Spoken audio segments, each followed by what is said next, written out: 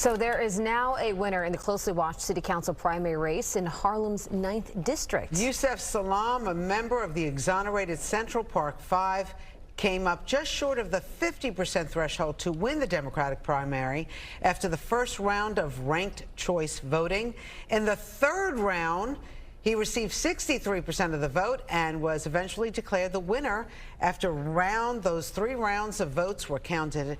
And he is with us this morning, Yusef Salaam in Harlem. Well, you did it. How does it feel? Listen, I was awakened to the American nightmare. Now I'm back living the American dream. I'm just wondering, is this sort of sweet revenge for you after those years of being associated with Central Park 5, being incarcerated, and now this? You know, what it is being able to understand everything that has happened to me happened for me, actually. So that, you know, being in a position now to take all of my lived experiences and lead our people is really to serve our people and to serve them because I know exactly where they are, where they've been, because I've been there as well. Let's talk about how you talked about those lived experiences. After you left prison in 1997, you moved to Georgia. What did you bring back from Georgia that you wanted to come take here to New York to make it a better place? Well, you know, the good thing about me traveling around the world and even moving to Georgia while I was there, I was only there for about maybe 6 years, less than the time that I was in prison. But every time that I was away from home, I always longed to be able to take all of the experiences back to the place that I was born in. You know, Harlem is a place that has been divested of. And, you know, when I came back from prison, I looked around and I said, wow, you know, a lot has changed, but a lot has remained the same. And of course, now as I walk around Harlem, I get the opportunity to hear the voice of all of our people. And I get to include that on my web platform so that people can understand why I'm running and why it is that we have to start a movement. HarlemForYusef.com is there to let people know exactly what the stakes are, to show them the way forward as well. Yeah, you know, we're talking about Harlem. It's got a lot of issues right now. There's a lack of affordable housing. There are black families leaving Harlem because it's too expensive to raise kids here. You have an inundation of social services and drug rehab centers. You got a lot of problems on your hands right now, and there's a lot ahead for you. How do you plan to tackle them all? I mean, the challenge is to get people involved. You know, if we wait on government and all we do is wait, then we will never get anything moved forward. We have to start a movement that galvanizes us as a people to organize again, to become a community again, to care about our very well-being. And at the same time, demand that government comes in to provide the services and support that our tax dollars are paying for. The fact that our tax dollars are being paid, but there's no investment, there's been divestment. The school programs are falling apart for public schools. The fact that, you know, we're still fighting for affordable housing, you know.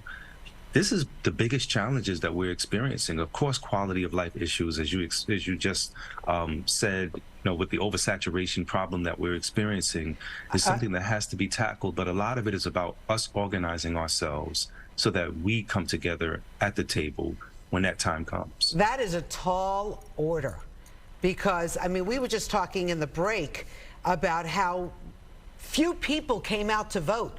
And the city is making it easier and easier for people to go out and vote with a week of, you know, early voting. And nobody came out. A few thousand people voted for you. Yeah. Yeah. You know, that to me tells me that this is the sign of the times, that people are literally jaded by the process. They don't want to participate, but non-participation is participation. As I've always said, if you don't use your voice for you, your voice will be used against you, just like your vote. If you don't vote in your interest, if you don't have a seat at the table, you are on the menu. Your life is being decided for you. And if you get the opportunity to decide your life for yourself, that is the ultimate power. That's how you move forward. Yeah, you're so right about that. Can we talk a little bit about your relationship with the police?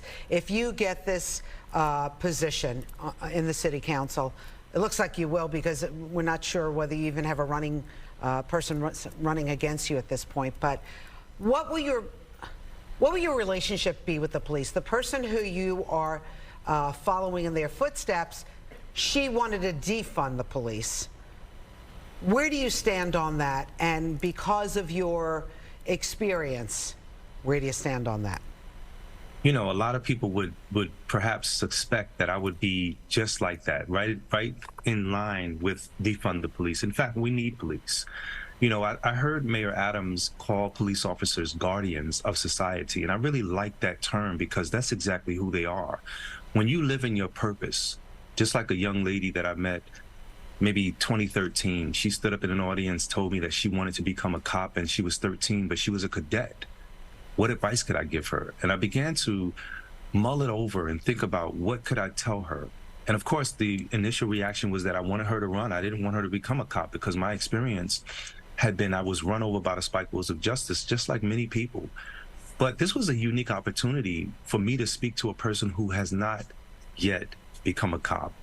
And I began to tell her about the fact that, you know, on the side of cop cars throughout the nation are the same words we see in New York: to serve and protect. That in New York, they go a step above and beyond, adding the words courtesy, professionalism, and respect. The truth of the matter is that I've met righteous actors in the police departments, and we need more of them. We need more righteous actors to show up in government, to be able to lift as we climb, to do the great work of moving mountains out of people's lives and for people. And I think that that's the tremendous job that we are looking at. The police departments have to protect us, have to serve us, have to do the jobs that they were hired to do. And so we don't need to be over-policed, but we do need smarter policing that allows us to be able to have a better quality of life altogether. I'm not sure I understand what smarter policing means because, you know, there's been lots of talk. Let the community take care of this. And then we have several incidents on the subway where the community jumps in, right, and holds down somebody who may be aggressive, mentally challenged, and then the community gets upset again. So it's a very, very fine line. Well, yeah, I mean, that incident, you know, as you have so well pointed out, is, you know, people on one side of calling this person a good Samaritan. And of course, you know, people from the spiritual community are like, wait, hold on, a good Samaritan wouldn't take a person's life or steal a person's life or relieve a person of their life. They would actually help in the best way that they can. And of course, we have to look at that. Like, we can't become vigilantes in our communities and in society. That's for the police department to protect us, to serve us, to do the job that they've been done. The worst thing that happened as a result of George Floyd being murdered is that new language was being crafted, and that new language gave birth to the idea of defund the police. And of course, the response, as you can see, has been for people in police departments to say, well, we'll see what they do. Well, let me ask you a question. That's a big challenge. Because when you say that new language was formed out of the George Floyd death, Black Lives Matter came about, but it's losing steam and it's losing interest, it's divided, it's fractured. How do you plan to kind of generate people to understand justice reform in a way that everyone can get behind? You know, what I have to be about is the politics of governance. There's a idea, I think, out there that there's a politics of protest, and that sometimes is necessary. But the politics of governance is allowing for us to do the right thing all the time, at the right time. And of course, when we see egregious acts happening in the Black and brown communities, of course, that affects us in a really terrible way. And it's not happening across the board with other races. It's happening to us. And so people are turning on the news and they're seeing a Breonna Taylor, a Trayvon Martin, a Ramarley Graham, or Eric Gardner, right? A George Floyd. And these are just some of the names, of course. You know, they said never again when it came to the Scottsboro Boys. But the Central Park Five, as we were once known, became the modern day Scottsboro Boys.